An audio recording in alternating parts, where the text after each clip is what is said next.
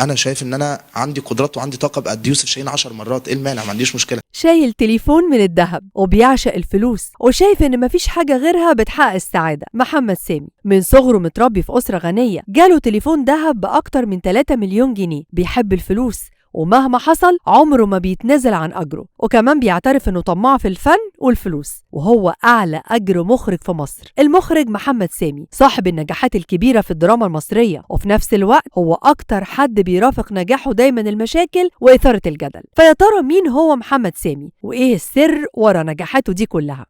اتولد محمد سامي واتربى من صغره في أسرة غنية، وأمه تبقى دكتورة صبورة السيد، نائب رئيس مجلس إدارة مجموعة ساليبة التعليمية وعضو مجلس إدارة كلية دار العلوم. وكان لأبوه وأمه دور كبير في تكوين شخصيته القيادية وتعليمه فنون الإدارة. اكتشفوا الفنان تامر حسني ونصحوا يتعلم الإخراج بره، ولما رجع اداله فرصة عمره وخلاه يخرج له مسلسل آدم واللي كسر الدنيا ساعتها، وكان بداية نجاحه كمخرج.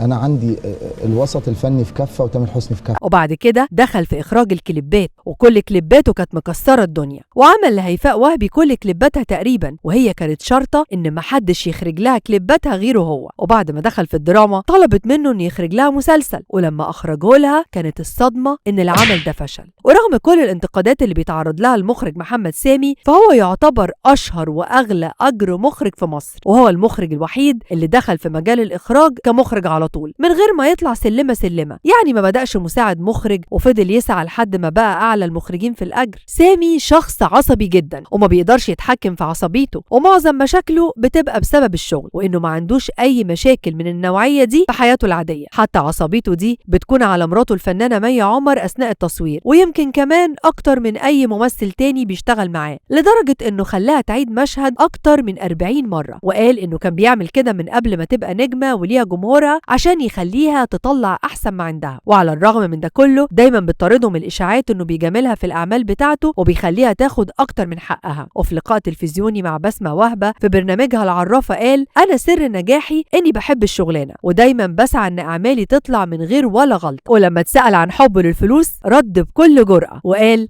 طبعا بحب الفلوس وما أقدرش أقول إني مش بحبها، وده لأنها بتحقق له السعادة وبتحقق لي كل اللي بحلم بيه. بس هل ده لدرجة إنها تخليه يبقى ماسك ايفون مصنوع كله من الذهب الخالص وسعره اكتر من 3 مليون جنيه؟ ولما اتسأل عن التليفون ده قال انه كان هدية من صديق ليه مهم جدا، وقال انه مستحيل يفكر انه يتنازل عن اجره في اي عمل بيعمله حتى لو عجبه الورق جدا وكان نفسه يعمله. وقال: انا ما بتعبش شوية عشان اخد اقل او اكتر من الاجر اللي بحدده لنفسي وقت الاتفاق. وقال: مش ربنا قال في كتابه العزيز: المال والبنون زينة الحياة الدنيا؟ وعشان كده انا ما ينفعش انكر ده ابدا. وفي النهاية قولوا لنا رأيكم في حب محمد سامي للفلوس، وهل فعلا بتحقق له السعادة اللي بيتمناها، ولا زي ما بيقولوا الفلوس مش كل حاجة؟